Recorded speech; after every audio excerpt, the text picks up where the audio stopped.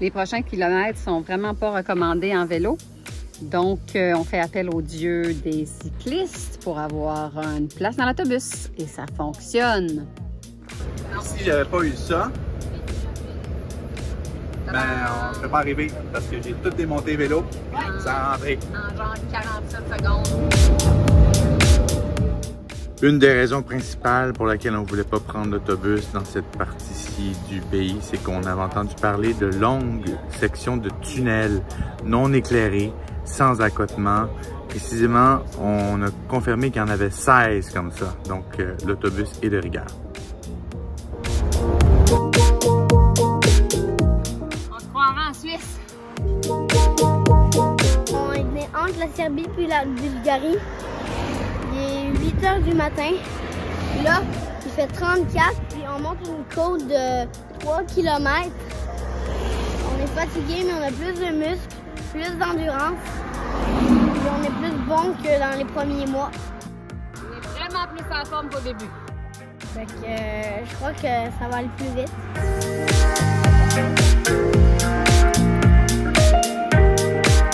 Deux, 0, 0, 0.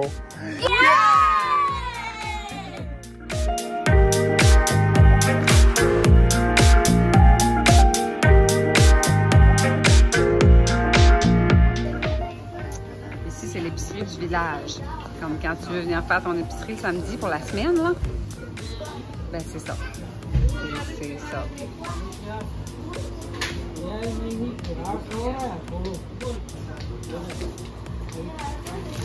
C'est tout. Je nous suivre depuis tantôt.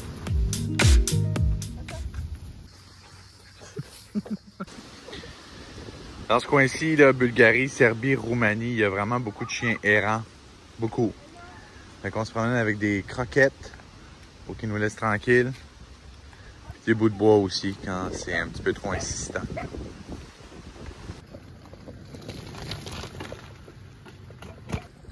Là, on est sur la route officielle de l'Eurovélo 6. C'est pour ça qu'on dit que c'est un peu une joke, là, tu sais, que la Serbie fasse partie de ce réseau-là, parce que c'est n'importe quoi cette route-là, là. Ça va, là, mais tu sais, si t'as des petits trous en vélo, mettons, là, passe pas ici, là. Je sais pas qui passe ici, en fait. Les gens y habitent là. Là, en ce moment, ça fait trop peur. On est dans un village où que sur les poteaux, il y a des photos des morts. Puis toutes les maisons sont genre abandonnées. Il y a vraiment mais rien. Il y a genre personne. Moi, je trouve que c'est une aventure. Là. C'est comme il y avait des maisons, les vitres étaient cassées, la végétation rentrait à l'intérieur. Ça fait peur. Les maisons les plus riches, il y avait des nids de guêpes à l'intérieur. C'était comme... Oh yeah! Depuis 3 mois, quand on dit aux gens qu'on souhaite aller en Bulgarie, les gens nous disent « Bulgarie! C'est donc ben loin! » Là, depuis une couple de jours, les gens nous disent « Oui, oui, c'est juste là. On est à 5 km de la frontière. »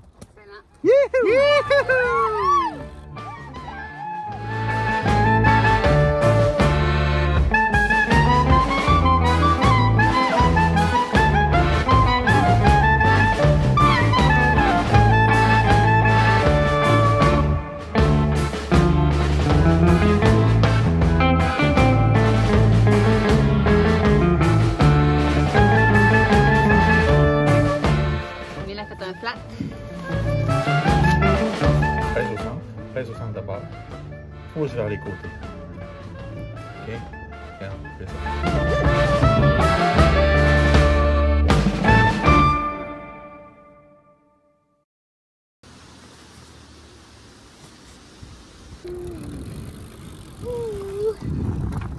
Je pense que quand on est à l'étranger, surtout dans des pays qu'on connaît moins, c'est vraiment important de garder une certaine méfiance, de rester vraiment alerte en tout cas, de regarder autour de nous. Est-ce qu'on est suivi? Quel regard les gens portent sur nous? Est-ce qu'il y a de l'envie? Mais je pense que c'est aussi important ça qu'apprendre à laisser tomber ses gardes, à baisser les armes quand le regard est plein de bonté, authentique, sincère. Les gens sont fondamentalement bons. Toujours des pommes pourries, faut pas être naïf. Mais il y a beaucoup de bon monde aussi. Faut pas se bloquer à ça. Parce que c'est là où la rencontre prend tout son sens. Où le voyage et l'aventure gagnent en richesse.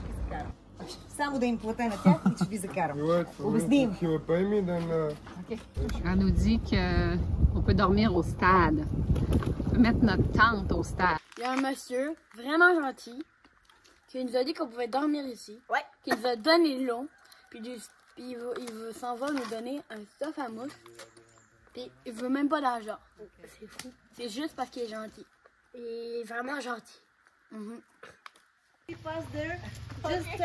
Il y a aussi des gens pas loin qui nous ont amené des légumes pour le souper. Ah, vraiment le Bulgare, vraiment.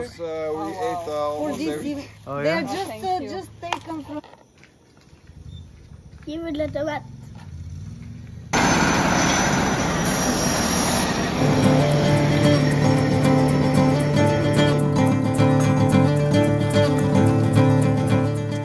Là, on s'en va se baigner dans une petite rivière qu'on a trouvée là-bas.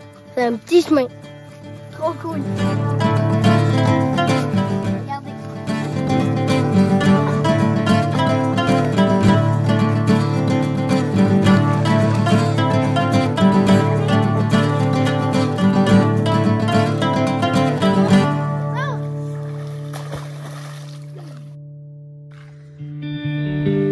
Aujourd'hui marque la fin de quelque chose. C'est notre dernière journée en vélo. Le voyage n'est pas terminé. La partie vélo de l'aventure, ça se termine aujourd'hui. On fait les gestes, les mêmes gestes depuis 3 mois. On a parcouru 2000 km. Là, c'est les dernières fois qu'on le fait.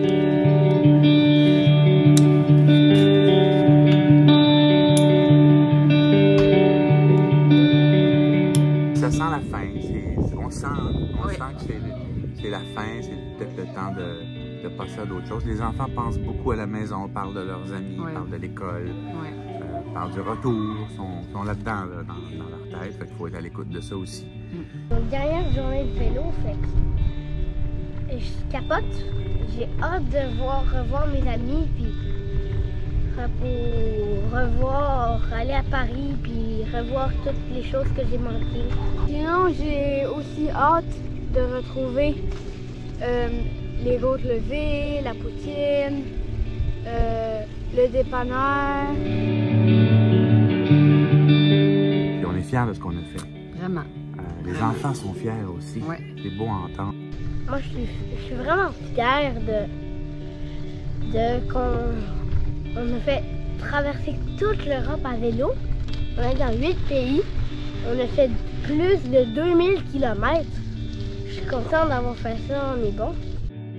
Ce que je suis plus fière, c'est de porter des sacoches pour mon oreiller, mon sleeping bag, mon matelas. Puis aussi, je me suis rendu compte que j'étais fort, puis aussi que j'étais débrouillard. Fierté d'avoir réussi, d'avoir atteint notre objectif, d'avoir persévéré malgré les difficultés. J'ai un grand apaisement aussi à la fin de ce voyage-là. Au-delà de l'inconfort, au-delà du doute, il y a ça, il y a un apaisement.